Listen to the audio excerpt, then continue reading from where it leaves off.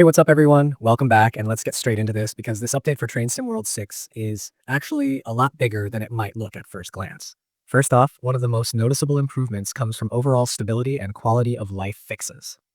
A lot of players had been dealing with little annoyances that didn't necessarily break the game, but definitely chipped away at immersion over time. Things like the driver camera not resetting properly after switching views have finally been addressed, which might sound small, but when you're constantly moving between cab views, external views, and free camera, that fix alone makes the experience feel smoother and more intentional. The same goes for announcement systems behaving more reliably now, with cute announcements no longer tripping over each other or cutting out in odd ways.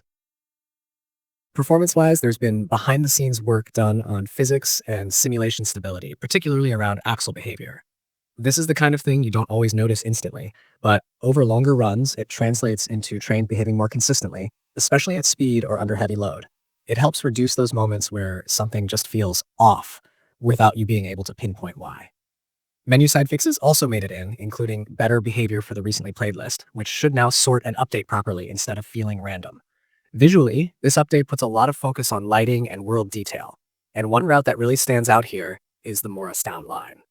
Road traffic density has been noticeably increased across multiple towns and highway sections, which makes the world feel more alive when you're passing through urban and suburban areas. You'll see more cars moving naturally alongside your train, especially near stations and major roads, and that added motion does a lot for immersion.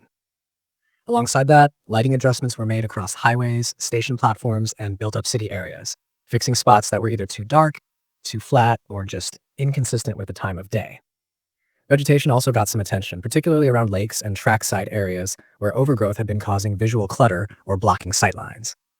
Trees and bushes have been cleaned up, making the scenery feel more intentional rather than randomly placed.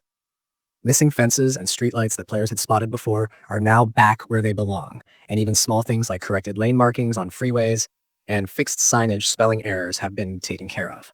These are the kinds of fixes that show someone actually went back through the route and paid attention to details players had been pointing out. On the locomotive side, several trains received audio and display improvements, which is always good news if you care about realism. Cab sounds have been tweaked so they're more balanced, displays are more readable and responsive, and some usability issues that required awkward workarounds before have now been smoothed out. Signaling systems, including safety systems like PZB and LZB, also saw corrections. If you've ever had moments where signaling behavior felt inconsistent or slightly unreliable, this update aims to tighten that up so systems behave the way you expect them to, especially on German routes where precision really matters. There's also been a broader visual polish pass across multiple routes, not just Morristown. Lighting has been adjusted to feel more natural across different times of day.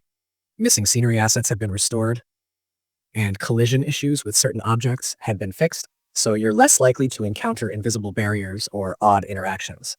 Even things like vegetation, visibility, and placement have been improved, so the environment feels cleaner and more believable when you're running at speed or stopped at a platform looking around.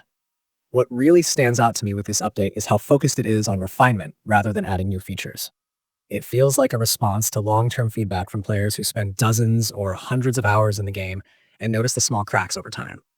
None of these changes are designed to steal the spotlight, but together they make Train Sim World 6 feel more stable, more immersive, and more respectful of your time as a player.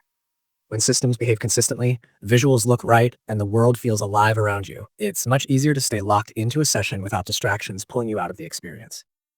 Overall, this update feels like a solid step in the right direction. It's not trying to reinvent anything, but it does a good job of tightening the screws across the board. Whether you're focused on realism, visuals, performance, or just want the game to feel less clunky in everyday use, there's something here that directly benefits you. For longtime players especially, these fixes add up fast, and they help reinforce that Train Sim World 6 is continuing to evolve in meaningful ways rather than standing still.